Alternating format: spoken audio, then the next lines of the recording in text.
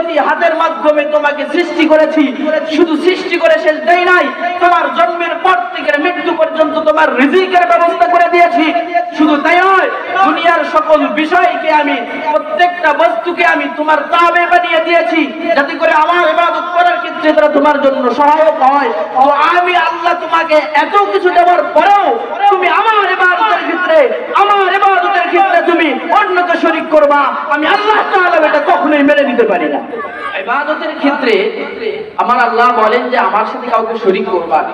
শুধু আল্লাহ তাআলা কেন, আপনি আমি তো আপনার আমার অংশের ভিতরে আমরা যদি কেউ শরীক করে কাউকে, তাহলে সেই ক্ষেত্রে তো আমরা ছাড় দেই না।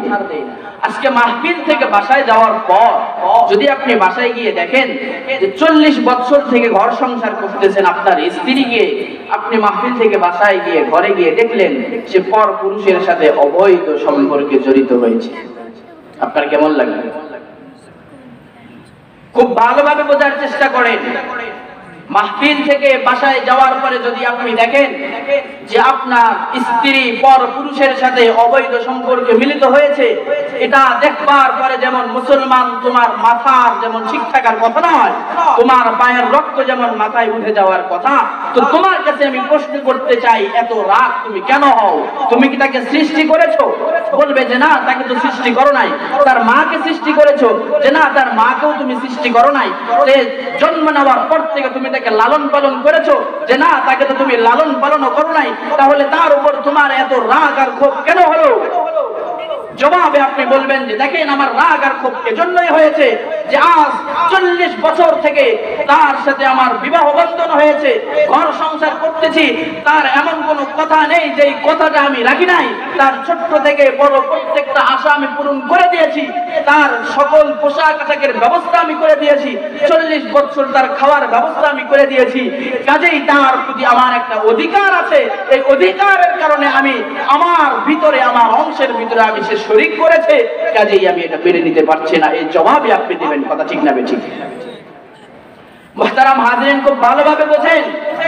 আপনার স্ত্রীকে যদি আপনি 40 বছর ঘর সংসার করার কারণে যদি আপনার এত রাগ আর ক্ষোভ হয়ে থাকে, খুব ভালোভাবে বোঝার চেষ্টা করেন।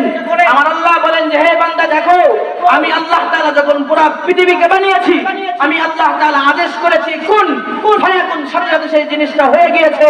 কিন্তু আমি আল্লাহ পাক রব্বুল আলামিন এই মানব জাতিকে সৃষ্টি করেছি কুন ফায়াকুন বলে, আমি মানব জাতিকে সৃষ্টি করি নাই। আমি আল্লাহ পাক রব্বুল আলামিন কুন ফায়াকুন বলে মানব জাতিকে সৃষ্টি করি নাই।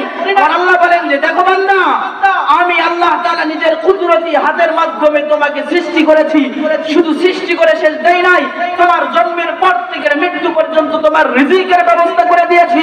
শুধু তাই নয়, দুনিয়ার সকল বিষয়কে আমি, প্রত্যেকটা বস্তুকে আমি তোমার তাবে বানিয়ে দিয়েছি, যাতে করে আমার ইবাদত করার ক্ষেত্রে তারা তোমার জন্য সহায়ক হয়। তো আমি আল্লাহ তোমাকে এত কিছু দেওয়ার পরেও তুমি আমার ইবাদতের ক্ষেত্রে তুমি অন্যকে শরীক করবা, আমি আল্লাহ তাআলা এটা কখনোই মেনে নিতে পারি না।